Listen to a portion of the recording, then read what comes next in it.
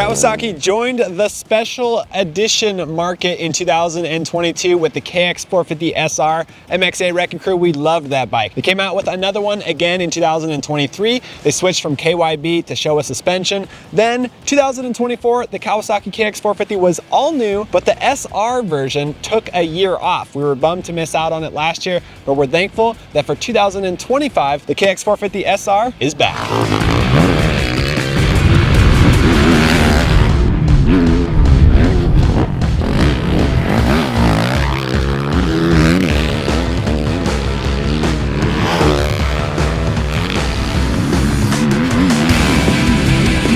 The KX450SR retails for $13,599, making it the most expensive 450 on the market today. Of course, MXA, we put our own decal works graphics on here to match with the race-inspired KX450SR graphics. This thing has a laundry list of updates. Let's get into it.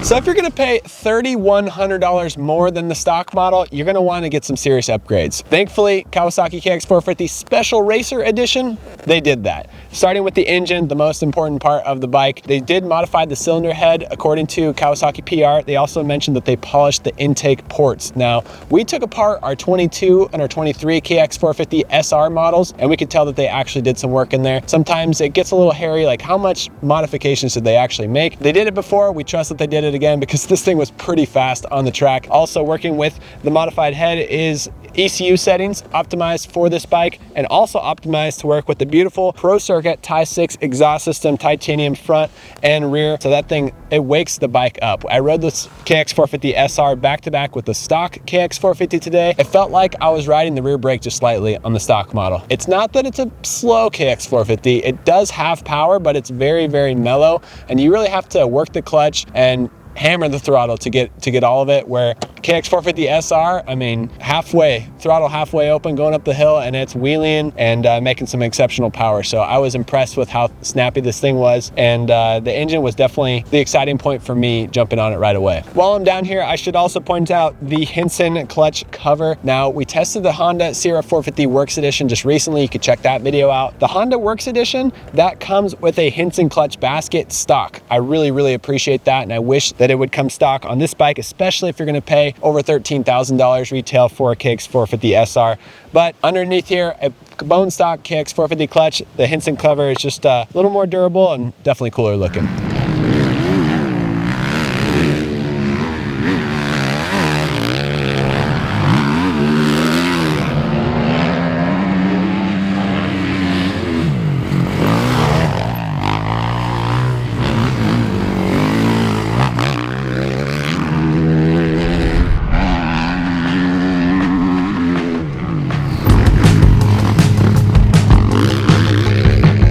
Let's talk about the bump stoppers over here. Showa spring forks, Showa shock. The coatings down here, it is Kashima coated. The coatings up here, it's got the dark bronze color Kashima coated outers, making it maybe a little more durable, but mostly just making it look cooler. And then of course you have the XTRIG triple clamps up here. These are fixed offset at 23 mil. Thankfully you can adjust the bar mount position, so pretty nice to keep that with Kawasaki. Very adjustable bikes with adjustable foot pegs, bar mount positions. Suspension settings are built specifically for the KX450 SR. Stiffer compression, stiffer rebound, and also an extra 4 cc's of oil in each fork. So giving you a little more hold up on this bike, making it more of a race ready steed on the track. As far as the shock goes and the forks, spring rates, same. Front and rear spring rates are the same, but the shock, stock shock shaft and no exotic coatings on that one. So this bike and the stock bike back to back. Stock bike, more of a couch, very, very plush, quite a bit softer for a pro level rider on a track today. For me, the KX450 SR, I honestly really liked the stock settings. So I wasn't the only one to ride it though. MXA's Josh Fout, he rode it as well, and let's hear what he thought about the suspension. Josh Fout has been our Kawasaki guy for the last year. He's raced it quite a few times. I raced our stock Kawasaki with your numbers on it a couple weeks ago. Yes, sir. But KX450 guy, you've been riding the stock one, you've been riding the KX450X. What was your first impressions jumping on this bike today? Exceeded it or a little bit lower than you thought? I would say kind of average, or to maybe exceed it. Mainly on the mapping and the engine. That was impressive. I have a Vortex ECU, I have a Pro Circuit pipe. I've put some money into our off-road bike to make it more aggressive, and this bike is not far off. Nice. That's very impressive. Nice. So with Vortex, obviously Jamie Ellis, he twisted it for us. He tuned it from Twisted Development, and so the Vortex has a huge range of adjustability.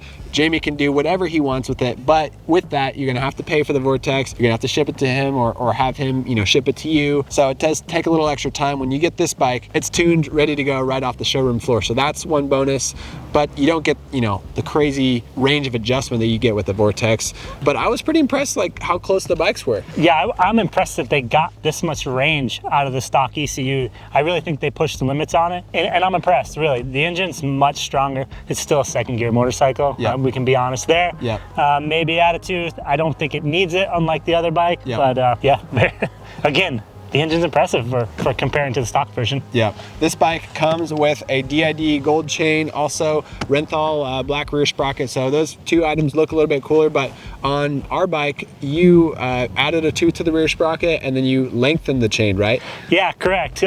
Like we talked, this new chassis, which I really love, loses a little bit of stability. The head tube angle got steeper, so I like to go with 1351, get the chain longer. I think it's 4 lengths, it's been a little bit. Just get it longer, get some stability back so I can keep that fork soft and I don't have to get so stiff. Yep. This bike, not so much. We were able to fix that instability with a stiffer fork. Yep. Any shake we got, easy fix, just a couple clicks. A couple other maybe complaints from me: when you're gonna spend $13,599, you're gonna pay for the most expensive 450 on the market, and you're buying a special racer edition. I don't feel like a racer when I'm sliding off the back of the seat. That's pretty much the #1 modification I make to all of our stock bikes, is I throw a Guts Racing seat cover on there, because I just want free money. I want free grip, I want free traction, I want free energy at the end of the moto, so that I'm not getting arm pump. If I'm sliding off the back, I'm having to hold on too tight to hold myself on the bike, and I'm getting tired. So for me, traction is like free money at the end of the moto, keeping me on the bike, keeping me in the better technique. It even makes you feel like a better rider, because if you're sliding all the way up and you're not in the right position in the corners, you don't feel that great about the bike. So that's a huge one for me. Also, a start device. The Honda 450 Works Edition doesn't come with a start device either. Only the KTM factory editions come with start devices stock. If you're gonna sell a race bike, I wanna go racing with it right that weekend and have a start device on there. I think that'd be nice for 13 grand. Also, 1.8 radiator cap. That is what Kawasaki puts on here, but that's from the R&D team. When you buy this bike stock, it's gonna come with a 1.1. The only people that will know that they need that are people who have overheated their bikes before. If you haven't done that before, maybe you should still protect yourself by getting a twin air power flow radiator cap. So those are just some key items that I think it needs for being such an expensive motorcycle. Also, complaint for me for 2024 and 2025 is the airbox. So very closed off. They're trying to do that to make the motorcycle a little quieter, but the air filter configuration, sliding in and out, is a little bit suspect for sliding dirt into your airbox and out of your airbox, getting it down near intake. A little scary, but also taking the filter in and out of the cage is kind of a science project. How is it for you? The dual cage program it's not a great idea. It works fine. It's just not very user friendly. Yep. It could be simpler. Yep. And if you're going to change your air filter a lot, you'll eventually get the hang of it, but it's even doing it multiple times, like you kind of have to adjust the filter to make sure it's in the right place. It takes a little bit too much mechanical work. I'd rather just be plug and play, slap it in there and go. So other questions, other complaints? What about you? I don't have a lot of complaints. As you know, right now I'm a fan of the Kawasaki, but I have been spoiled with lately. The hand adjusters on the clickers, the Honda, the KTMs, it's a great feature. There was a couple times I didn't want to come in when we were doing suspension tests, and oh God, just want to click it. Just want to click it. But now you got to come in, you got to bug the R&D guys and the media guys, but that's what they're here for. And yeah, just one little thing. I mean, another thing, other than that, I'm probably the least picky test rider of the group, so kind of just go with the flow. And what about vibrations? It vibrates. It's the worst vibrating bike in the class, hands down. It's just how it is. The Honda's not far behind. Did you ride the Hondas today? Yeah. The Works Edition? Yeah, it vibrates. I don't know. Yeah. I felt like the Honda didn't vibrate at all today.